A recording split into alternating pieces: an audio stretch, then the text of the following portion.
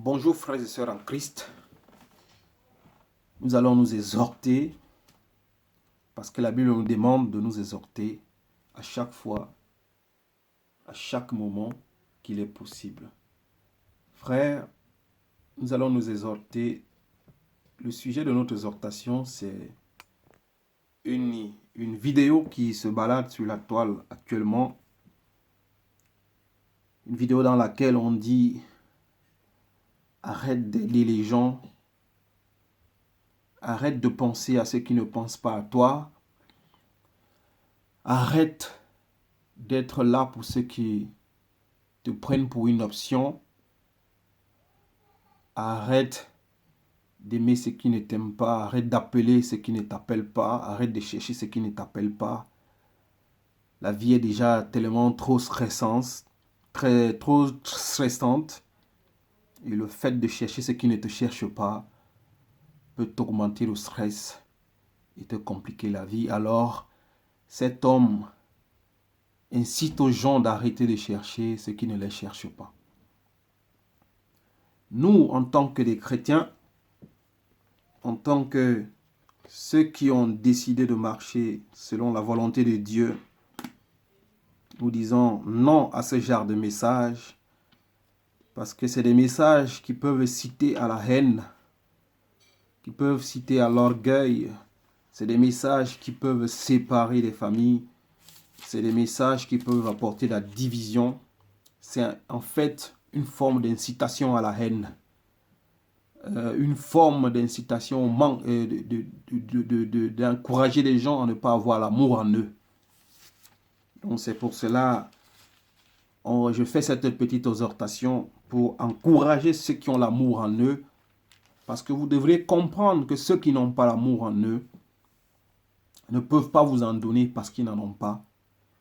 Et il y a une chose aussi, si vous l'aviez en vous, que ce soit quelque chose de naturel.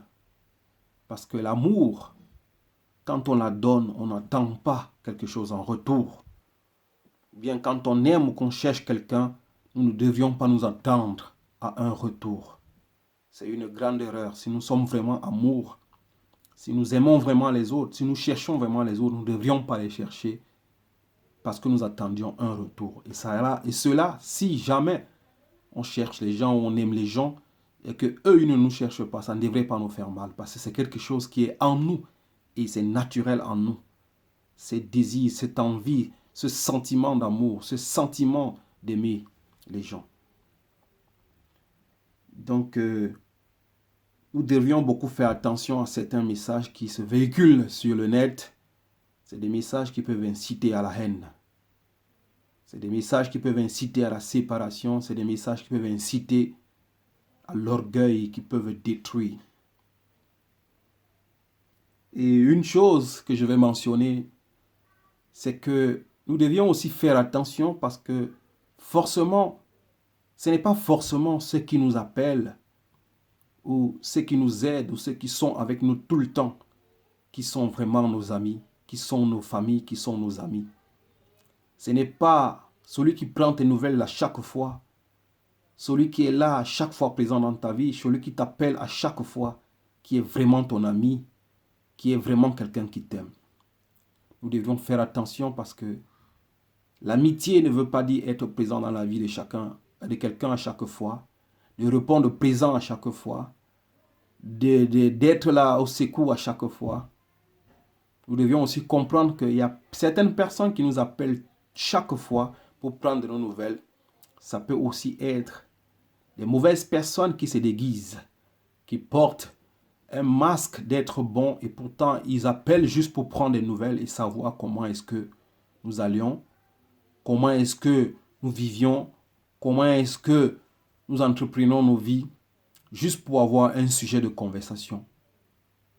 Donc, juste pour avoir un sujet de dialogue par rapport à nos vies. Ils prennent bien tes nouvelles, mais au fond, ils ne prennent pas d'un cœur sincère, un cœur amour. Ils t'appellent tout le temps, ils te visitent tout le temps, mais les visites qu'ils te rendent, ce n'est pas forcément par amour, c'est juste pour voir comment ça se passe dans ta maison, pour pouvoir faire du commérage, pour pouvoir en parler ailleurs quand tu n'es pas là. Donc, Le vrai amitié ne veut pas dire forcément que c'est celui qui est présent dans ta vie à chaque fois, qui t'appelle à chaque fois, c'est celui qui ne te demande pas l'aide ou celui qui t'aide à chaque fois. Nous devions faire la part des choses. Donc, comme je disais, ce genre de message que ce monsieur véhicule et que beaucoup de gens partagent peuvent inciter à la révolte, peuvent inciter au manque d'amour, peuvent inciter à l'orgueil, peuvent détruire les familles, détruire les amitiés. Nous devions beaucoup faire attention en ce fin de temps. N'ayons pas seulement nos oreilles à entendre et écouter tout, juste pour faire plaisir à notre chair. Parce que parfois, ce que nous pensions, ce que nos chairs pensent, n'est pas forcément ce qui est bon.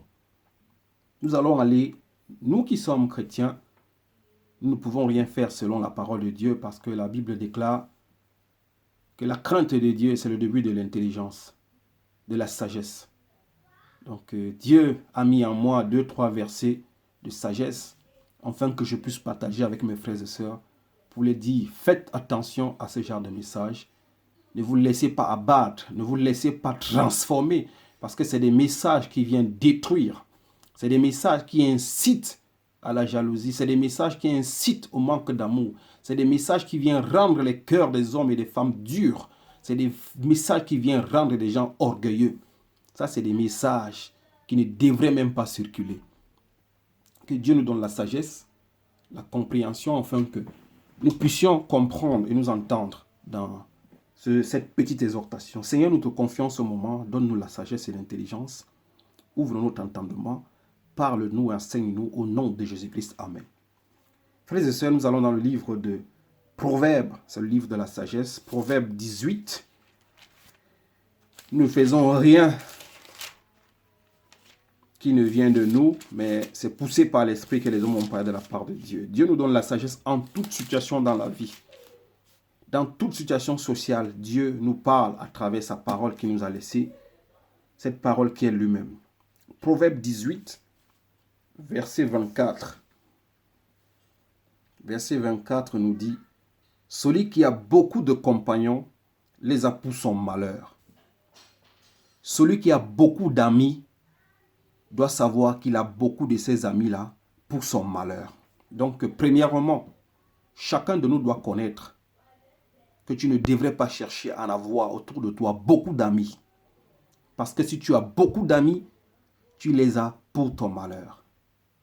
C'est pour cela aujourd'hui, ceux qui se sont toujours entourés de beaucoup d'amis, depuis que le corona est en train de sévir, où ils ne peuvent plus voir ses amis qui étaient autour, aux alentours, ses amis qui étaient avec eux à chaque fois, avec qui ils pouvaient partager un morceau de pain, un morceau de thé à chaque fois.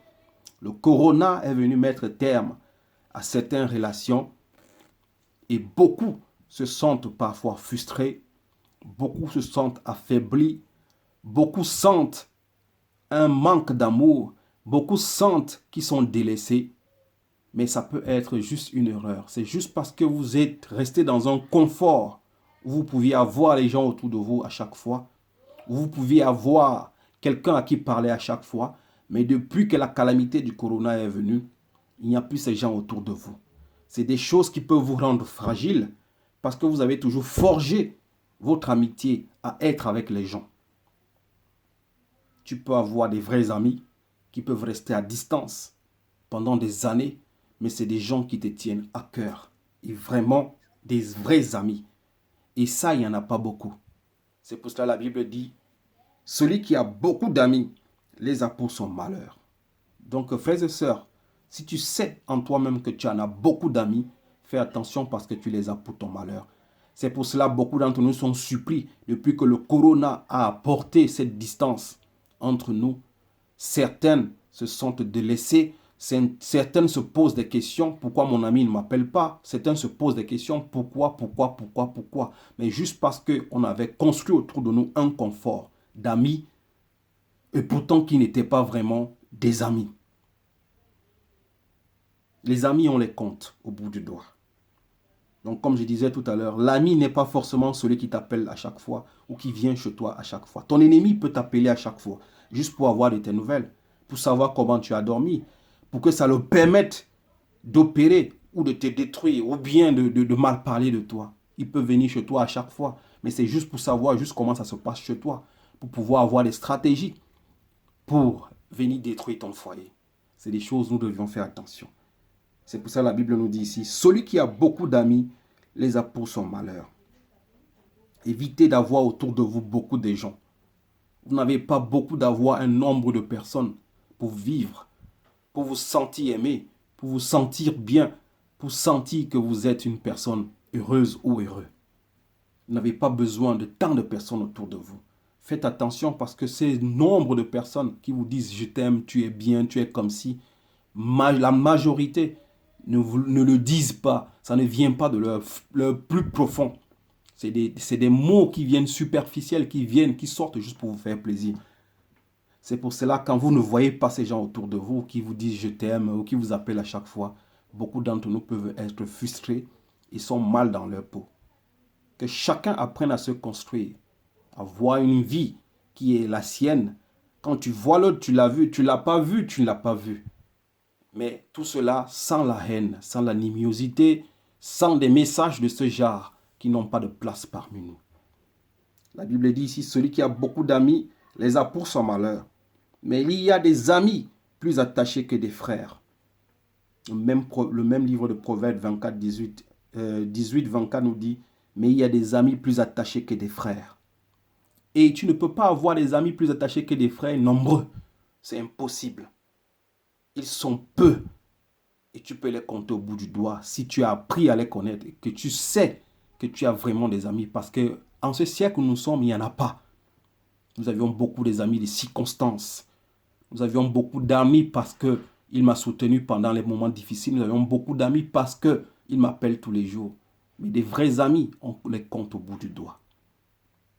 C'est pour cela que chacun d'entre nous essaie d'étudier son amitié, qu'il essaie de voir qui est véritablement son ami. Si tu sais que tel est vraiment ton ami, tu peux l'appeler à toute heure, à minuit ou à 2 heures, il va se lever. Garde-le comme ton ami. Mais tout le reste autour de toi, sache qu'ils ne sont pas tes amis, ils ne seront jamais tes amis. Alors si tu le sais et si tu le gardes en toi, tu ne seras pas surpris si ces gens ne t'appellent pas ou qui ne prennent pas de tes nouvelles ou qui ne viennent pas chez toi. Cela ne pourra pas te déranger parce que tu sais au préalable qu'ils ne sont pas tes amis, ils sont des amis de circonstance. Que Dieu nous donne la sagesse. Frères et sœurs, allons dans le livre de 1 Corinthiens 13. Nous écoutons la parole de Dieu qui nous édifie, qui nous conduit dans toute la sagesse. Il est bon d'avoir des gens autour de nous. Mais qui est autour de toi? Qui est ton ami? Tu penses que ces gens qui sont autour de toi sont vraiment tes amis? Tu penses que ces gens qui t'appellent à chaque fois ou qui ne te demandent pas d'aide sont vraiment tes amis? Tu ne vas pas arrêter d'aider les gens parce que quelqu'un, un soi-disant, je ne sais pas, un coach t'a dit de ne pas chercher les gens qui ne te cherchent pas. Tu ne vas pas arrêter d'appeler ta famille parce que ta famille ne t'appelle pas. Tu ne vas pas arrêter d'appeler tes amis ou tes voisins parce que tes voisins ne t'appellent pas. Si tu as vraiment l'amour en toi, continue à exprimer cet amour. C'est un don gratuit que tu as reçu. Sache que beaucoup d'entre nous qui ne peuvent pas exprimer l'amour, ils ne sont pas coupables. C'est parce que beaucoup n'ont pas reçu l'amour. Ce sentiment d'amour, ils ne l'ont jamais connu. Beaucoup ont grandi dans des circonstances où ils n'ont pas vécu dans les familles où on les apprenait à être amour. Beaucoup ont grandi dans des circonstances où ils étaient obligés à survivre. Beaucoup ont grandi dans des circonstances, dans les violences, dans la colère. Beaucoup n'ont pas ce sentiment d'amour. Parfois, ils veulent même aimer, mais ils ne peuvent pas exprimer ce sentiment d'amour parce qu'ils ont grandi dans l'amertume, dans les difficultés. Alors, si tu as l'amour en toi, essaye juste de le comprendre. Ne t'attends pas à ce qu'eux ils te donnent l'amour que toi tu les donnes parce qu'ils ne l'ont pas. Et tu ne seras jamais surpris. Que Dieu nous donne la force et la sagesse de comprendre ces choses. C'est des choses très difficiles, je peux comprendre. Mais tu n'as pas besoin de tant de monde autour de toi. Tu n'as pas besoin de tendresse. Ça est des choses qui peuvent amener en toi une faiblesse, qui peuvent te pousser à la dépression, qui peuvent te pousser à des maladies psychiques, qui peuvent te pousser à renoncer à toi-même, qui peuvent te pousser à douter à toi, ce genre de messages. En fait, c'est des messages subliminaux qui cachent beaucoup de choses derrière pour venir détruire les hommes. On met en toi un cœur de pierre sans que tu ne te rendes compte. Ces gens sont vraiment des agents de Satan qui viennent diviser les hommes. Si tu es vraiment amour, garde cet amour et continue à donner ton amour, mais sans t'attendre à quelque chose. 1 Corinthiens 13, au verset 4, nous dit, 1 Corinthiens 13, 4, nous dit, frères et sœurs, l'amour est patient, il est plein de bonté. Si tu as l'amour en toi, tu dois être quelqu'une de patiente. Tu dois remplir de la bonté. L'amour n'est pas envieuse, tu ne dois pas envier quelqu'un. L'amour ne se vante pas, tu ne devrais pas te vanter si tu aides un être humain qui est dans le besoin. Tu ne devrais pas te vanter si quelqu'un t'a appelé pour te demander l'aide. Tu ne devrais même pas penser à cela, parce que nous, le Dieu nous apprend, quand tu donnes avec la main gauche, que la main droite ne voit même pas. Tu ne devrais pas compter le nombre de fois que tu es venu en aide aux gens. Tu ne devrais pas compter le nombre de fois que tu as assisté les gens. Tu ne devrais pas penser, parce que l'amour ne calcule pas ces choses. Si tu as l'amour en toi, si tu as ce sentiment d'amour en toi qui est naturel et vrai, tu n'as pas besoin de calculer. Tu n'as pas besoin de regarder les services que tu as rendus aux gens. L'amour ne se vante pas. L'amour ne s'enfle pas d'orgueil. C'est ça.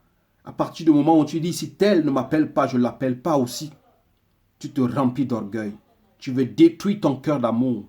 Tu veux le saccager avec un esprit d'orgueil. Et ça, l'amour n'est pas dans l'orgueil. Au 5, on dit là, l'amour ne fait rien de malhonnête. L'amour n'est pas malhonnête. Ne deviens pas malhonnête parce que tu as autour de toi les gens qui sont malhonnêtes. L'amour ne cherche pas son intérêt. Ne cherche pas ton intérêt parce que les autres cherchent. Ils viennent vers toi pas à cause de leur intérêt. Ne deviens pas aussi quelqu'un qui ne cherche que les gens par rapport à ton intérêt. Ne te détruis pas. C'est des messages qui viennent nous détruire. On a l'impression d'entendre quelqu'un qui parle bien, mais au fond, il a un esprit de destruction. C'est pour juste mettre un esprit de méchanceté dans ton être, dans ton corps et dans ton cœur. L'amour ne s'irrite pas. Ne te fâche pas si quelqu'un ne te cherche pas. Ne te fâche pas si quelqu'un ne t'appelle pas. Ne te fâche pas si quelqu'un ne te vient pas en aide. Tu n'as pas besoin de te fâcher. L'amour ne te fâche pas. Si tu as vraiment l'amour qui t'habite, si tu as un sentiment d'amour en toi, tu n'as pas besoin de t'énerver. Si quelqu'un ne t'appelle pas, si quelqu'un ne prend pas de tes nouvelles, si quelqu'un ne te vient pas au secours, tu n'as pas besoin. L'amour ne soupçonne pas le mal. Quand celui qui a l'amour véritable en lui ne soupçonne pas le mal. Donc, à partir du moment où tu commences à penser que les autres ne te cherchent pas, les autres te cherchent seulement par intérêt, que les autres ne t'appellent pas, que personne ne te vient en aide quand tu es dans un moment difficile, que personne ne prend de tes nouvelles, tu commences à soupçonner. Et la Bible dit, l'amour ne soupçonne pas le mal. C'est pour ça qu'on dit dans le monde, aimer à la folie, aimer sans penser à demain. Quand tu donnes en amour, ne t'attends pas à un retour. Quand tu aimes, aime parce que c'est en toi. Ce que les autres n'ont pas, donne-leur. Et c'est en leur donnant qu'ils pourront apprendre. Peut-être qu'un jour, ils apprendront à aimer. Peut-être qu'un jour, ils apprendront à te chercher. Peut-être qu'un jour, ils apprendront à t'appeler. Peut-être qu'un jour, ils se diront, oh, tel me cherche tous les jours. Pourquoi ne pas le faire? Mais toi, continue à aimer. Ne soupçonne pas le mal. C'est tout simplement ce que je veux essayer de te faire comprendre, mon frère et ma soeur. Ces vidéos qui se baladent dans le net, ces vidéos qui se font partager partout, c'est des vidéos qui incitent à la haine. Au 7, on dit l'amour pardonne tout et un cœur qui pardonne. Parfois, même quand c'est difficile, essaye de comprendre les autres. Que peut-être parce qu'ils n'ont pas ce que j'ai, ils ne peuvent pas comprendre que c'est important d'aimer. Ils ne peuvent pas comprendre que c'est important d'appeler l'autre. Ils ne peuvent pas comprendre que c'est important de se parler de temps en temps. L'amour croit tout. L'amour ne soupçonne pas.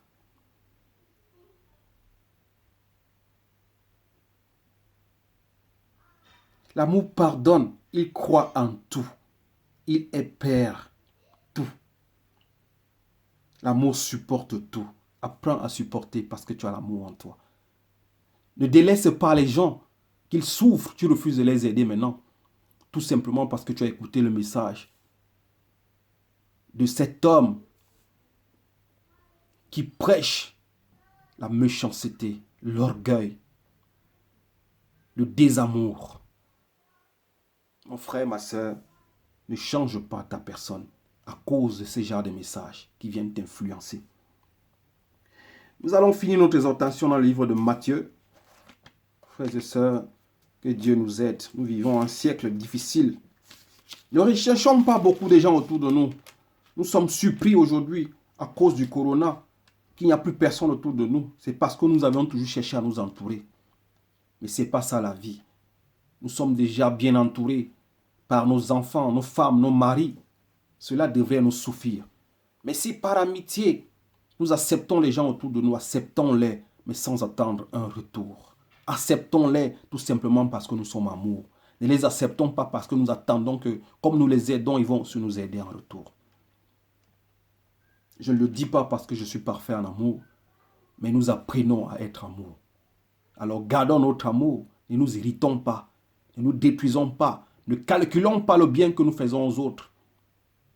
Ne devenons pas malhonnêtes comme les autres parce qu'ils le sont. Matthieu 5, verset 46, nous dit, pour finir, frères et sœurs, Matthieu 5, 46 nous dit,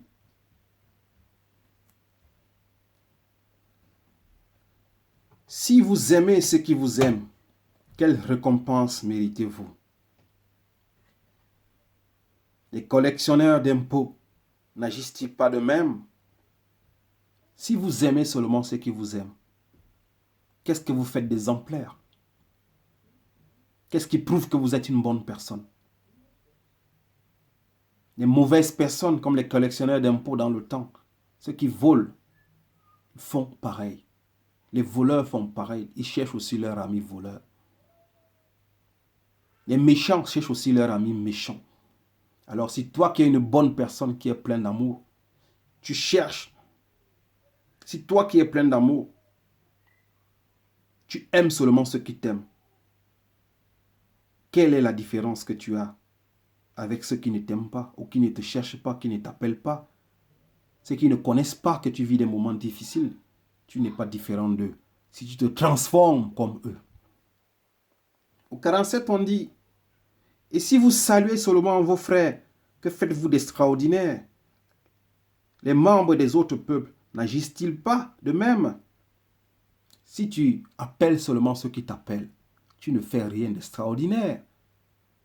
Si tu cherches seulement ceux qui te cherchent, tu ne fais rien d'extraordinaire. Si tu visites seulement ceux qui te visitent, tu ne fais rien d'extraordinaire. Tu n'es pas différent de ces gens qu'on te demande de ne plus chercher. Tu n'es pas différent de cet homme qui te transmet ce message de ne plus chercher les gens, de ne plus aider les gens, de ne plus aimer les gens. Tu es comme ces gens qui ne te cherchent pas, qui ne t'appellent pas, qui ne t'aiment pas. Alors fais la différence en gardant l'esprit d'amour, le sentiment d'amour qui est en toi et continue à aimer les autres sans t'attendre à un retour. Frères et sœurs, que Dieu vous bénisse au nom de Jésus-Christ. Amen. Merci.